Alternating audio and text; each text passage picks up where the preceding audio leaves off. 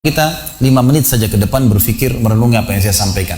Teman-teman sekalian, kita ini sebagai orang beriman tahu dunia ini akan dilaluin. Kita tidak akan berlama-lama di sini. Jangan sampai dunia ini menjadi target utama. Berantem gara-gara tanah, berebutan karena warisan, berebutan karena jabatan, kadang-kadang berebutan hanya karena masalah pasangan hidup. Untuk apa? Untuk apa teman-teman sekalian? Dunia ini mungkin di mata antum kelihatan besar kalau dekat. Misal, saya tidak tahu bapak-bapak mengerti nggak. Kalau ibu-ibu biasanya langsung mengerti kalau masalah contoh-contoh perhiasan. Kalau ada orang punya berlian, besarnya seperti bola pingpong, kaya nggak? Rupanya ada juga bapak-bapak yang paham. Itu kaya luar biasa nih. Kalau dia punya berlian seperti bola basket, kaya nggak? Coba taruh berlian yang seperti bola basket itu di tanah, terus antum naik pesawat ke atas. Makin jauh, kelihatan enggak? Orang yang perebutkan tanah 1000 kali 1000 meter, 1 hektar, berapa hektar, tumpah-tumpahan darah. Padahal kalau dia naik pesawat hilang semua tuh. Mobil mewah, bangga-banggaan dengan mereknya. Kalau kita naik pesawat kayak gentong-gentong lagi jalan. Cuma hiasan dunia. Apa yang mau dikejar? Gitu kan? Seorang mukmin tahu dunia hanya fasilitas saja untuk mengejar akhirat. Akhirat yang abadi, teman-teman. Akhirat yang abadi, kejar di sana. Walad darul akhiratu lahiyal hayawan, kata Allah. Darul akhirah, tempat akhirat adalah kehidupan yang abadi. Di akhirat kata Nabi SAW, kalau seorang mukmin masuk ke dalam surga, tidak ada capek, nggak ada gangguan orang, nggak ada sedih, nggak ada penyakit, nggak ada buang air besar, nggak ada buang air kecil. Makanan dan minuman yang dimakan ahli surga yang tidak dibutuhkan oleh tubuhnya akan keluar dalam bentuk keringat yang lebih wangi dari bau kasturi. Gak ada lagi masa tua, gak ada masa anak-anak.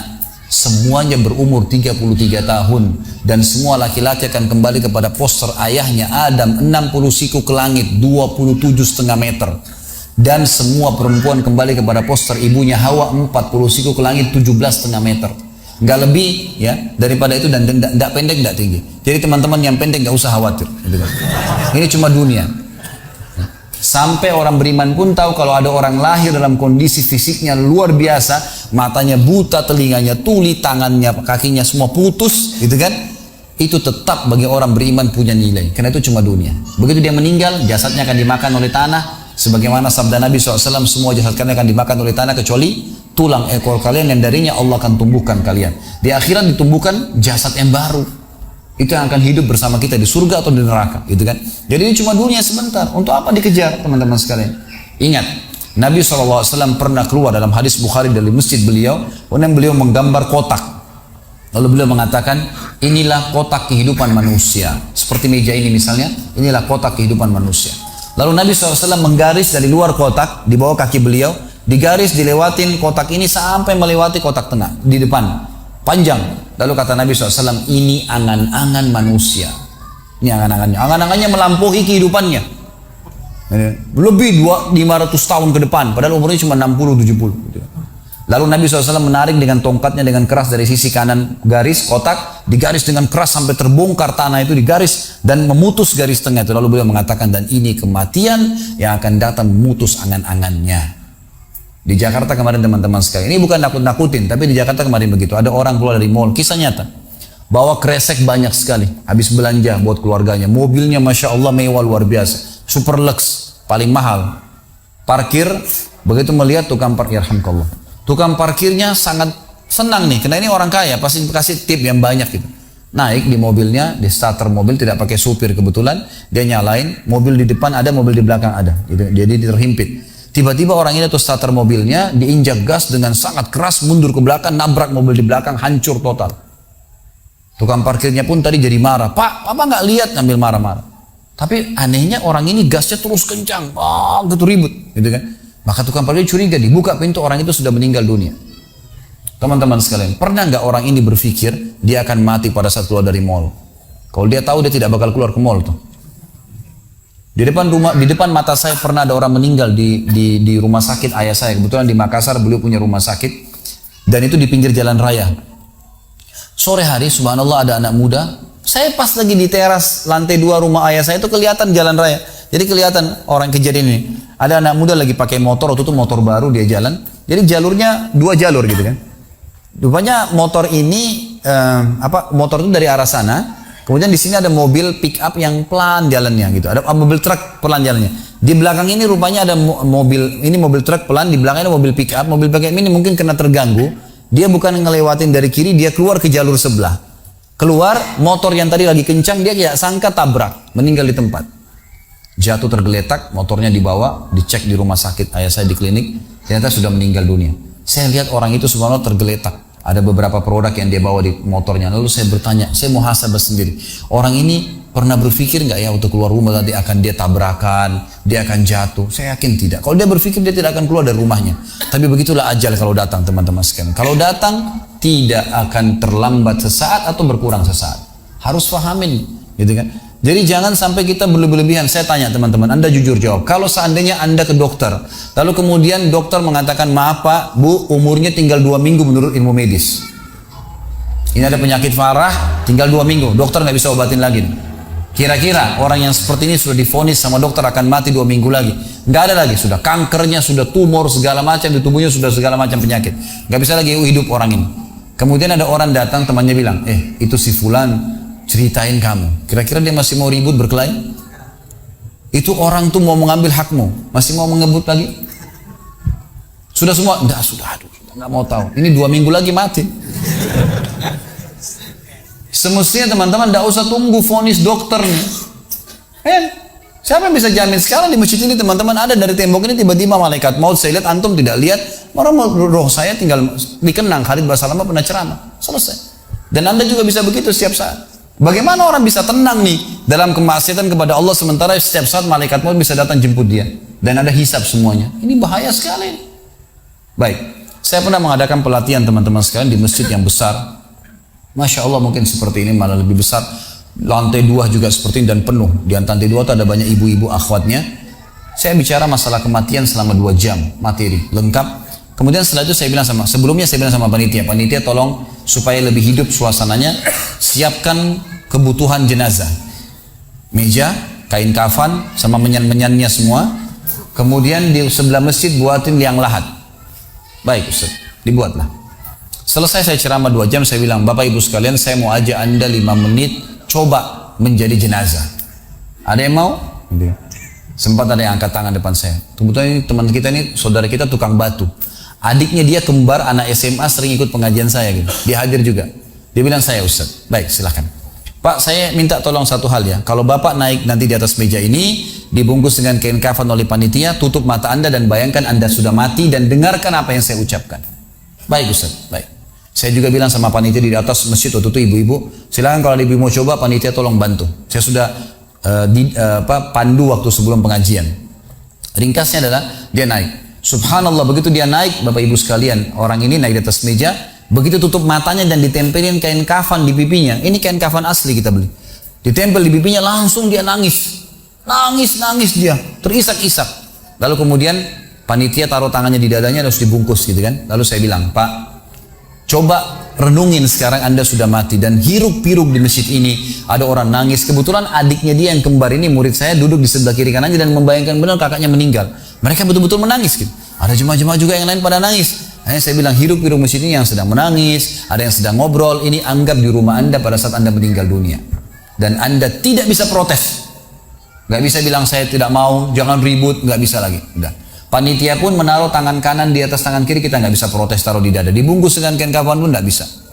Baik, Pak, bayangkan semua peluang amal saleh yang semestinya Anda bisa kerjakan, sholat malam, sedekah bakti dengan orang tua, baca Quran, sholat berjamaah, yang Anda sia-siakan dan Anda menyesal kenapa tidak kerjakan sekarang.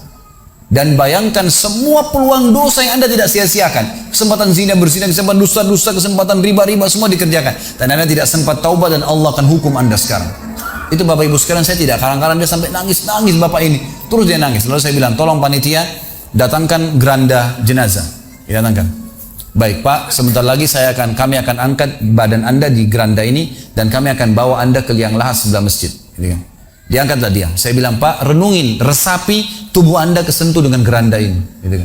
Ditutuplah lalu dipikul. Lalu saya pandu pakai mic, saya bilang, Pak, inilah detik-detik terakhir Anda bersama kami. Terus sesalin perbuatan-perbuatan dosa yang Anda pernah lakukan, peluang-peluang ibadah yang Anda sia-siakan. Sampai tiba di luar masjid, saya turun ke liang lahat, saya buatin sendiri tanah, kemudian saya buatin gubernur, lalu diturunkan dia. Setelah diturunkan, saya suruh tutup matanya, kemudian ditutup dengan kain. Saya keluar, lalu saya pakai mic, saya bilang, Pak, buka matanya. Inilah rumah Anda sekarang. Walaupun rumah Anda 1000 kali 1000 meter di dunia, kembali ke 1 kali 2 meter. Ini tempat Anda sekarang. Dan sebentar lagi malaikat akan datang menanyakan kepada Anda pertanyaan-pertanyaan yang Anda sudah tahu. Selesai. Berapa mungkin sekitar hitungan detik. Ini semua proses kurang dari 5 menit teman-teman sekalian. Lalu saya bilang, buka. Dibuka kain tersebut. Lalu saya bilang, teman panitia bantu. Bapak ini keluar. Keluar dia. Waktu dia keluar dari kuburan, liang lahat itu teman-teman, sempoyongan. Kayak orang yang sudah pusing gitu. Keluar. Kemudian saya bawa ke masjid. Saya pegang tangannya masuk ke masjid. Duduk. Lalu saya kasih mic. Pak, tolong ceritakan pengalamannya kepada jemaah jadi jenazah 5 menit. Itu dia pegang mic, gemetaran. Ustaz, saya tobat. Saya durhaka sama orang tua. Saya nggak sholat. Saya begini. Ini dia lupainnya dari ribuan jemaah depannya nih. Dia nangis-nangis. Sebutin semua kesalahannya. Semua pada banyak ikut nangis. Dia kayak orang ketakutan betul. Gitu kan. Baik, selesai. Saya panggil siapa lagi yang mau coba? 2, 3, 4 orang. Rata-rata semua begitu keadaannya. Gitu kan. Alhamdulillah mereka sadar seketika pada saat itu. Lalu kemudian saya bilang, penutupan, ada bahkan ibu-ibu yang coba di atas pingsan, ibu itu. Kita bukan nakut-nakutin, dan memang saya praktekin. Lalu saya bilang begini, Bapak Ibu sekalian, sebagai penutup acara saya bilang pada saat itu, bahwasanya ini hanya praktek jadi jenazah. Tapi ini ya akan datang satu waktu Anda dibungkus kain kafan tidak bisa kembali lagi. Sekarang masih bisa kembali beramal soleh.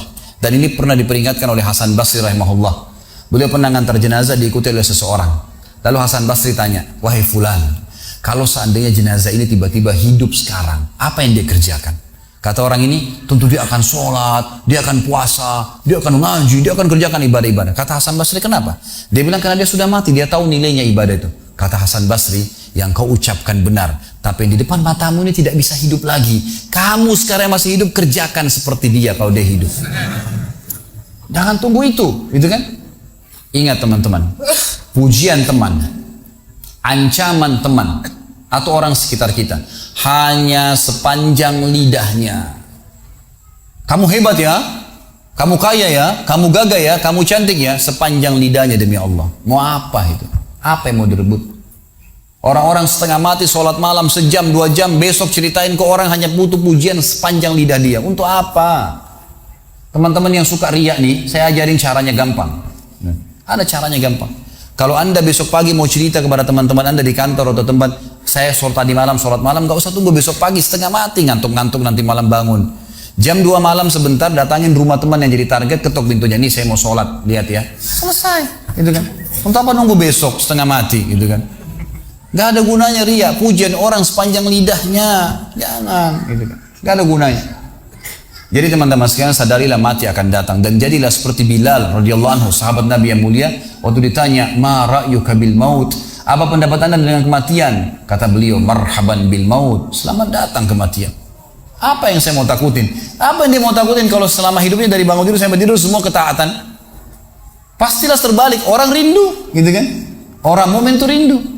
Waktu terjadi perang Yarmuk tahun 14 Hijriah, waktu itu dipimpin oleh Khalid bin Walid, dengan di situ di dalam pasukan ada Sa'id bin Zaid. Sa'id bin Zaid salah satu dijamin masuk surga. Teman-teman bisa nonton serialnya di website di www.khalidbasalamah.com, ada serial sahabat. Saya ceritakan di situ ceritanya. Jadi kata Sa'id bin Zaid, waktu kami berhadapan dengan pasukan Bizantium, Romawi, Nasrani ini, mereka jumlahnya 120.000 orang, dipimpin oleh pendeta-pendeta dengan salib-salib yang besar dari emas. Lalu mereka memukul pedang-pedang mereka di perisai mereka sambil melantunkan yel-yel mereka, sehingga membuat kami pun sempat nyali kami ciut, gitu kata Sa'id bin Zaid. Lalu subhanallah, datanglah Abu Ubaidah bin Jarrah, pimpinan perang yang lain, mengatakan, ya muslimin, beginilah, begitulah, semangatlah, pahala jihad disampaikan.